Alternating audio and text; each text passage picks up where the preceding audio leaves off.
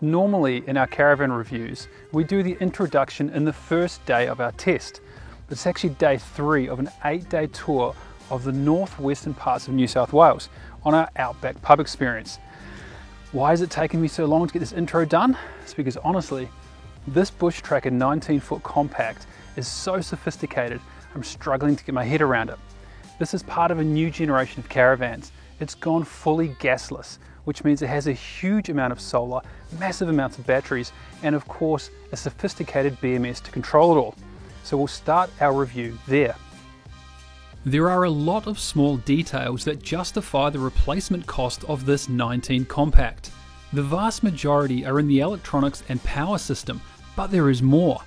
There is an electric lift for the spare wheel, an incredibly interesting witty anti-theft system that will blast a horn and flicker lights if disturbed, imitation stone bench tops, discrete mag chargers for phones, real leather, and arguably the best suspension in the market, Simplicity Axle's load sharing coil suspension.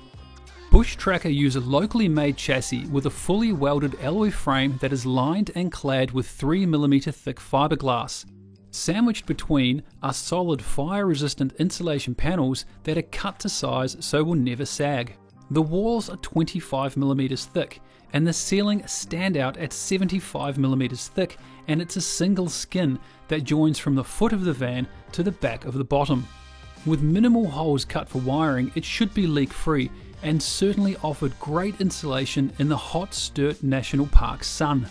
The floor is a resin-infused composite that will never rot and is tough enough to suspend the water tanks and plumbing, meaning the chassis is the lowest point under the van. One of the benefits of having a couple of days to have a really good look at this particular Bushtracker is that I've been sitting in the camera car for that time watching the suspension work underneath the caravan. This uses Simplicity Axle's load sharing system. Now this one is the coil arrangement. And honestly, it looks fantastic. The amount of vibration that's coming through the suspension being taken out of the van under all the corrugations we're seeing is mind-blowing. It still lurches a little bit in wind, and we did have some pretty windy days, but the ride is super smooth. The rest of the underside, as with all Bushtrackers, faultless. Everything's tucked away neatly. All the plumbing is so well protected, you should never see a problem.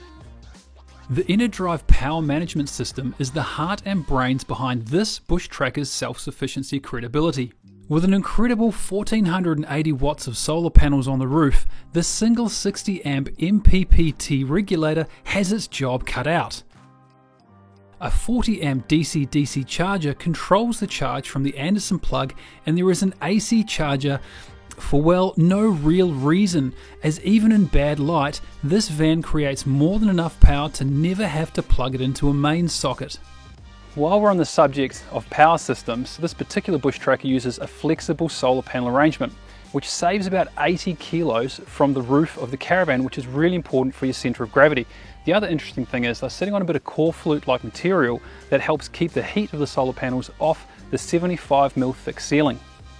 A C-Zone digital switching system that incorporates an iPad app controls the whole van, and one thing in particular interests me: turning on the Truma Eventer air conditioner remotely to cool the van for the last hour of your drive. Feeding it power from the Anderson plug and solar means it won't impact your 600 amps of battery.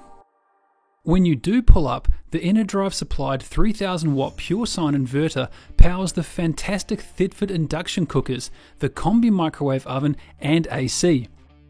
The fridge is a 188 litre 12 volt compressor from Dometic that requires less ventilation than a 3-way, adding better dust resilience to the build. Water-wise, the van carries 300 litres of general use water between 4 75 litre tanks, which are digitally valved to maintain the load balance. And there is a separate 75 litre tank for drinking and an optional grey tank. The toilet is a traditional cassette type, which is tucked away in a recess to allow for maximum shower space.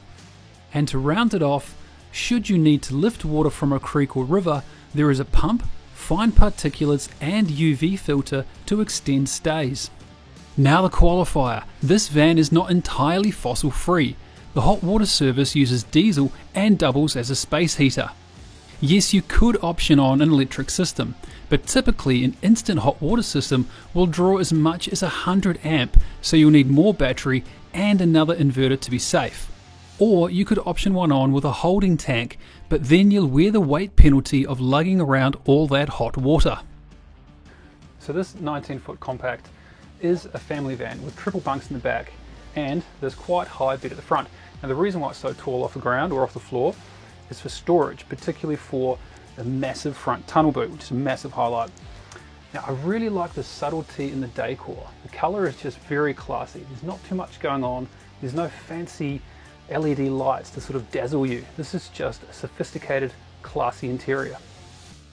Towing the 19-foot compact can be done with a mainstream ute like a D-Max or a Ranger, as it's not too big and the 3,500 kilo ATM is within the limits of most new utes and SUVs. But we had a Ram 1500, the car all caravanners are talking about. We talked a lot about fuel consumption though, which hovered around 30 litres per 100 kilometres travelled for most of the trip. Don't worry though, this Ram had an optional 200 litre fuel tank. Just don't forget your wallet, it's not cheap to fill, and you would do that a bit. So, does it all work? Absolutely flawlessly. As you saw, around about 7 PM one night, we saw as much as 20 amps coming in through the solar, and cooking with induction is efficient, it's fume-free, and it's easy to clean up. If you're willing to compromise and put in an electric hot water service, you could reasonably live completely off-grid in a caravan like this. It is truly the future of fossil fuel-free caravanning.